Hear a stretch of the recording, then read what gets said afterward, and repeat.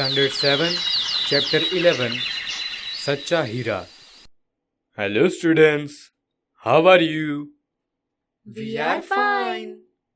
Nice students. Do you like to hear stories? Yes, teacher. Very good. So today we will hear a story. The name of this story is Sacha Hira. सूर्य अस्त हो रहा था। पक्षी चहचहाते हुए अपने अपने नीड़ की ओर जा रहे थे। गांव की कुछ स्त्रियां पानी लेने के लिए घड़े लेकर कुएं की ओर चल पड़ीं। पानी भरकर कुछ स्त्रियां तो अपने घरों को लौट गई, परंतु उनमें से 4 कुएं की पक्की जगत पर बैठकर आपस में इधर उधर की बातें करने लगीं। बातचीत करते करते बात बेटों पर जा पहुंची। उनमें से एक की उम्र सबसे बड़ी लग रही थी। वह कहने लगी, भगवान सबको मेरे बेटे जैसा बेटा दे। मेरा बेटा लाखों में एक है। उसका कंठ बहुत मधुर है। वह बहुत अच्छा गाता है। उसके गीत को सुनकर कोयल और मैना भी चुप हो जाती हैं। लोग बड़े चाव से उसका गीत सुनते हैं। उसकी बात सुनकर दूसरी स्त्री का मन हुआ कि वह भी अपने बेटे की प्रशंसा करे। उसने पहली स्त्री से कहा, मेरे बेटे की बराबरी कोई नहीं कर सकता। वह बहुत ही शक्तिशाली और बहादुर है। वह बड़े बड़े बहादुरों को भी पछाड़ देता है। वह आधुनिक युग का भीम है। यह सब सुनकर तीसरी औरत भला कैसे चुप रहती। वह बोल उठी, मेरा बेटा साक्षात बृहस्पति का अवतार है। वह जो कुछ पढ़ता है एकदम याद कर लेता है। ऐसा लगता है मानो उसके कंठ में सरस्वती का निवास हो। तीनों औरतों की बातें सुनकर चौथी बैठी रही। उसने अपने बेटे के बारे में कुछ न कहा। पहली ने उसे टोकते हुए कहा, क्यों बहन, तुम क्यों चुप हो?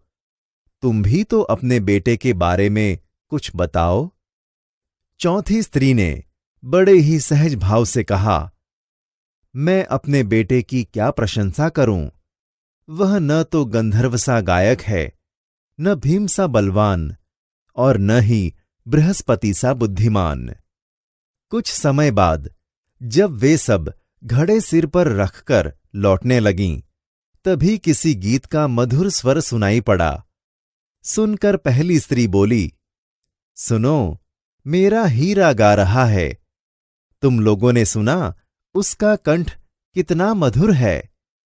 वह लड़का गीत गाता हुआ उसी रास्ते से निकल गया।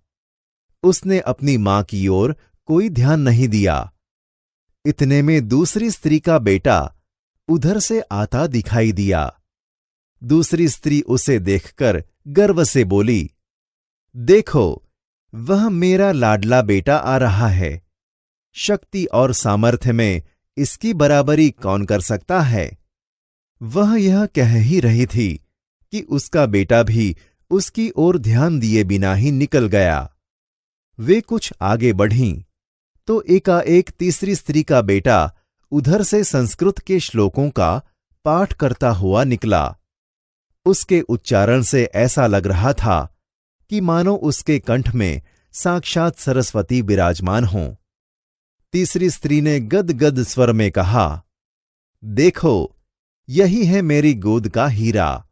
इसे कौन बृहस्पति का अवतार नहीं कहेगा?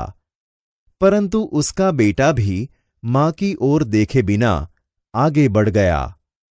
वह अभी थोड़ी ही दूर गया था कि चौथी स्त्री का बेटा भी अचानक उधर से आ निकला। वह देखने में बहुत ही सीधा सादा और सरल प्रकृति का लग रहा था। उसे देखकर चौथी स्त्री ने कहा, बहन, यही मेरा लाल है। चौथी स्त्री उसके बारे में बता ही रही थी कि उसका बेटा पास आ पहुंचा। अपनी मां को देखकर वह रुक गया और बोला, मां, लाओ, मैं तुम्हारा घड़ा पहुंचा दूं। मना करने पर भी उसने मां के सिर से पानी से भरा घड़ा उतारकर अपने सिर पर रखा और घर की ओर चल पड़ा। तीनों औरतें बड़े ही आश्चर्य से चौथी स्त्री के बेटे को देखती रहीं। एक वृद्ध महिला, जो बहुत देर से इन औरतों के पीछे चलती हुई इनकी बातें सुन रही थीं, पास आकर बोली, देखती क्या हो, यही सच्चा हीरा है। Students, how was the story? Did you like it? Yes, teacher. We really liked the story. Very good, students. From this story, we get to know that the true diamond is called the person who puts his knowledge and virtue into practice. So, students, you should also serve your parents and respect elders and increase your pride by practicing your knowledge and virtues in life.